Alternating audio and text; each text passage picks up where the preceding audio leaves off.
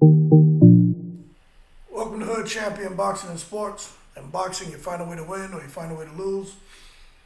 Erickson Lubin and Sebastian Fundora, two guys on the cusp of greatness, will be fighting this weekend. But I'm telling you right now, Erickson Lubin is going to decapitate Sebastian Fundora. Now, for those of you who think Erickson Lubin is going to lose this fight, I would ask you, who has Sebastian Fundora fought? I'm waiting. Okay, so there you go. He hasn't fought anybody.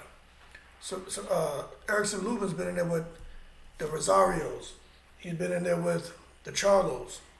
He's been in there with better names, better competition, and he's on like I think a 5 or 6 fight win streak. And I just don't see him losing to Sebastian Fundora. And it has a lot to do with Lubin learning from the mistake he made in that Charlo fight. The fight never really started. He just got caught.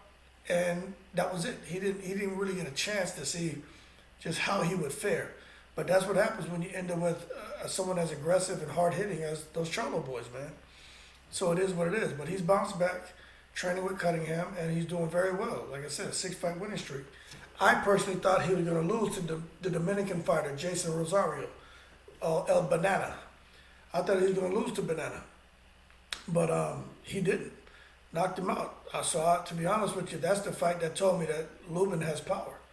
I didn't think he had power like that, but to see him knock Rosario out, I said, okay, he must have some power. Now you can say Rosario doesn't have a chin. I would say, no, he does, because he lost. The only guys he really lost to and got knocked out to are the guys who had power. Now, what makes this fight so unique is Lubin, I think, skill-wise, is the better fighter. But his chin, is a little suspect. But again, I think he just was in there with some hard hitters, and he was in a hard hitter with Charlo, and that's what ultimately caused him to lose that fight. The thing with Fundora, his chin stands out like somebody wearing church shoes and white socks. Like, it's noticeable. You know what I'm saying? You ever see somebody with some penny loafers and white socks on with slacks? Like, you notice that. Like, that just jumps out at you.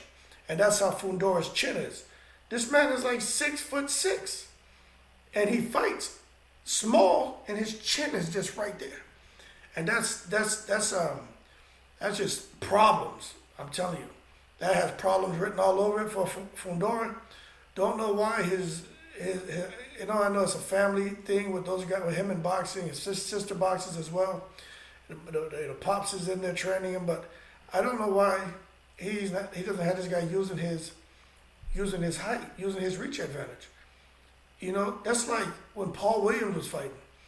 Instead of using his height and reach advantage, he'd like to get in there with those long, lanky arms and throwing short shots, and uppercuts and hooks and banging. Like, for what, man? Stand back, long distance, you know what I'm saying? Keep that jab in their face and make the fight easy, but he doesn't do that. And that's why I think he's just going to come in there, getting into it, and Lubin's going to have the shorter, the more crisp, powerful shots, and he's going to knock Fundora out. Like, I think he's going to hurt him. And, man, who was it that I was watching fight? It was a tall, skinny boxer, lanky boxer. And they got caught, and they just crashed to the damn canvas, and their leg was all messed up. See, now you got me thinking. It was a tall, lanky fighter, and he just got caught, man. It'll come to me. But nevertheless, when you have those natural qualities and physical attributes, you should utilize them. And Fundora doesn't know how to utilize that. Now, he's a good fighter, and he can take a shot. He can withstand the attrition coming from his opponent, and he has a high work rate as well. But I just think this is a recipe for disaster on it.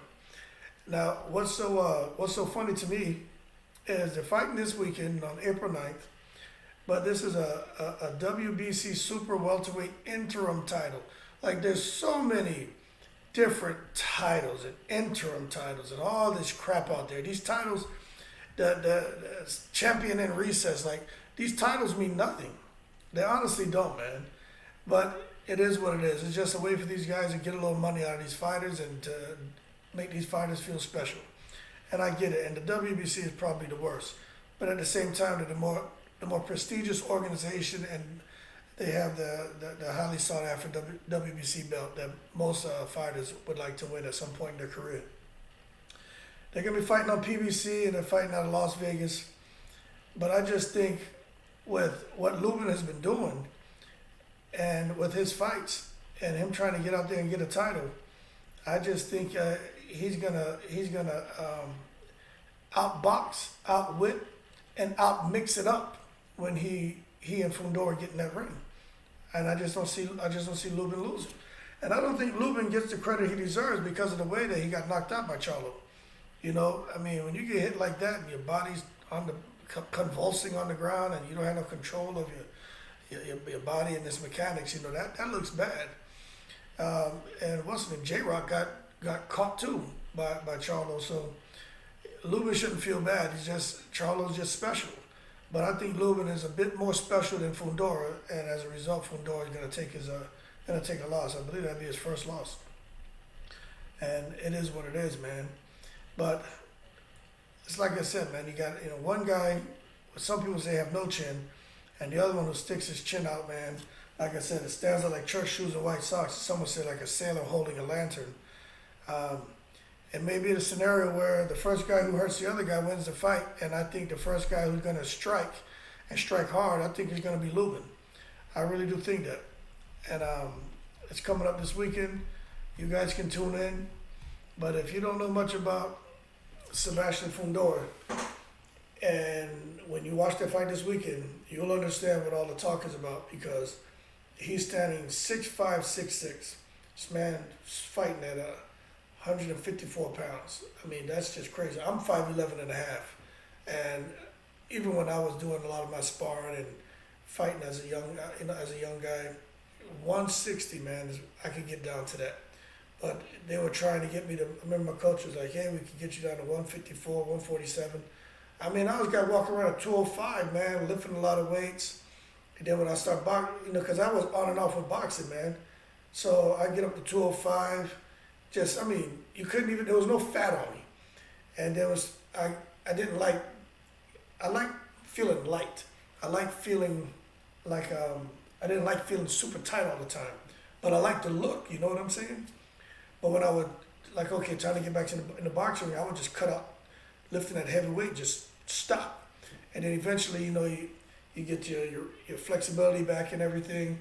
And I know how tough it was just for me to get down for an amateur bout, fighting at 160 from 205. And I'm 5'11" and a half. Now, of course, his frame is totally different, but I couldn't imagine being 6'5" and walking and fighting at 154. Even at 160, I mean, the guy he's enormous.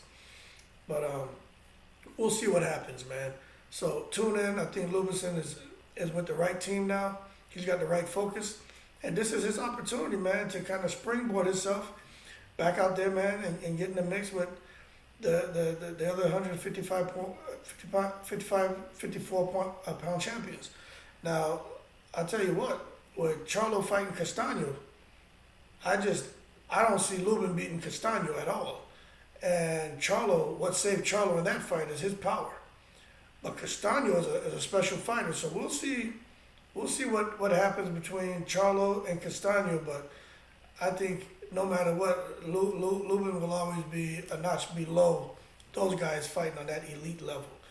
I just don't know if he has what it takes to really get in there and discourage or deter a puncher like Charlo and a boxer puncher like Castaño. But I think at this level, fighting a Fundora, I think this is Lubin all day. I just think Fundora is he's just tailor-made for a guy like Lubin, or for anybody who can crack. I just think he's tailor-made. And if he doesn't learn to tuck that chin, he's gonna have some problems. You got to learn to tuck that chin. Tucking chins. Who I was watching just the other day, somebody who wasn't tucking their chin and they got clipped. Blair Cobb against Rocha. Good example. You know, athletic boxer, got some talent.